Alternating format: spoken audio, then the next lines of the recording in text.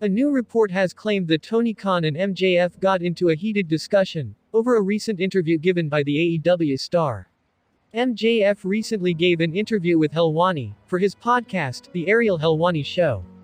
In the conversation, the AEW star touched on a number of topics including his recent feud with CM Punk, his thoughts on WWE and his contract status. The Salt of the Earth has been open about his contract run out in 2024, openly using his spots on AEW television and interviews to tease the prospect of a bidding war for his services. However, a new report from Fightful Select has claimed that the interview led to a heated discussion between MJF and AEW President Tony Khan over the weekend. The report notes that the star has been left frustrated by his contract status with the company. While from his side, Tony Khan took issue with the interview being arranged without the knowledge of All Elite Wrestling's PR team. Fightful also state that those who they spoke to didn't feel the content of the interview would have been an issue if this had happened. In the interview, MJF spoke of his relationship with long-term WWE executive Bruce Prichard. The leader of the Pinnacle said that he knew Bruce Prichard from his time in MLW. He explained that he felt Bruce Prichard was enamored with him and produces incredible television. MJF added that there was currently an absurd amount of interest in him. It has also been reported that WWE hold an interest in Jade Cargill and Wardlow, while the company are also said to be very high on Ethan Page. Boom!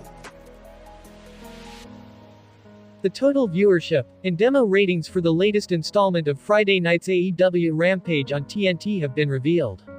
The March 25th episode of AEW Rampage pulled in 425,000 viewers, with 182,000 in the 18 to 49-year-old demographic.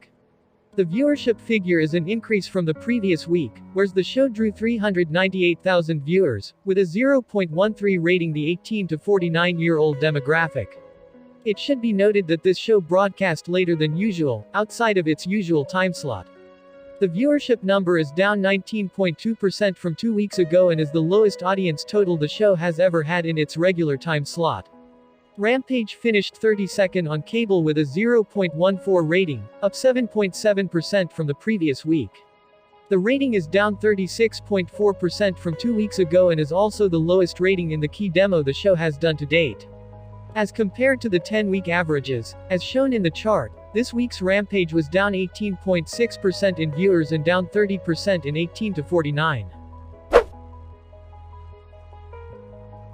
After Ronda Rousey announced that she wouldn't be on Monday Night Raw, a new report has appeared to reveal that slightly bizarre reason why. On March 28, WWE shared a graphic that indicated that Ronda Rousey would be appearing on Monday Night Raw alongside Charlotte Flair, Bianca Belair and Becky Lynch. However, during a Facebook stream on the same day, Rousey denied that she was going to be part of the show. The former UFC star explained that if she was going to be on Raw, she'd be traveling, not chatting on the stream. "I'm not going to be at Raw tomorrow. I think that's a mistake or something because if I was going to be at Raw tomorrow, I would be leaving today. So, no, I'm not going to be there because I'm here." The graphic that had been posted just hours earlier by WWE was then deleted. Speaking on Wrestling Observer Live, Bryan Alvarez has seemingly revealed the reason behind the mix-up. Well, WWE put up a graphic on their social media, announcing that Ronda Rousey was gonna be on the show tonight, but apparently they didn't send her a plane ticket. So she had to alert the world that she's not on the show tonight. Then they took down the graphic. Becky Lynch and Bianca Belair once again made headlines on this week's episode of WWE Raw. But this time, it was at Becky Lynch's expense. After Becky attacked Bianca's throat 2 weeks ago, Bianca suffered an injury.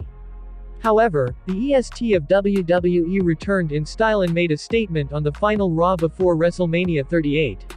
Bianca Belair declared she is going to take the WWE Raw Women's Championship from Big Time Bex. Soon after that, Becky tried to catch Bianca off guard by coming in from behind with a steel chair and a scissor. The EST of WWE did not let that happen, and the two women engaged in a brawl. At first, Becky got the better of Bianca by hitting the title challenger with the steel chair. After that, Big Time Bex tried to cut Bianca's hair. In response, Bianca caught Becky and hit the Raw Women's Champion with the KOD twice. The EST of WWE then picked up the scissors and went to cut Becky Lynch's hair. This Bianca-Becky storyline just keeps on getting interesting week after week. And this time, the two women grabbed everyone's attention by trying to cut each other's hair. After Bianca cut Becky's hair, fans took to Twitter to give out their interesting reactions to this shocking incident. A Twitter user Special Noob tweeted, "Becky can star in the next G.I. Jane. Hopefully they are not doing that so Becky can cut Bianca's hair." Nathan tweeted, "That was fucking intense. Congrats on doing something new and completely unexpected. This feud has been great. This is going to be an awesome match. I love how she gave her a nice trim, nothing too deep." One fan even talked about seeing a hair versus hair match between Becky Lynch and Bianca Belair at WrestleMania 38. I'm down for a hair versus hair match at WrestleMania for the Raw Women's Championship.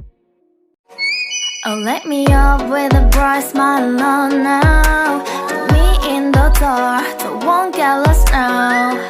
To the moonlight, eyes you.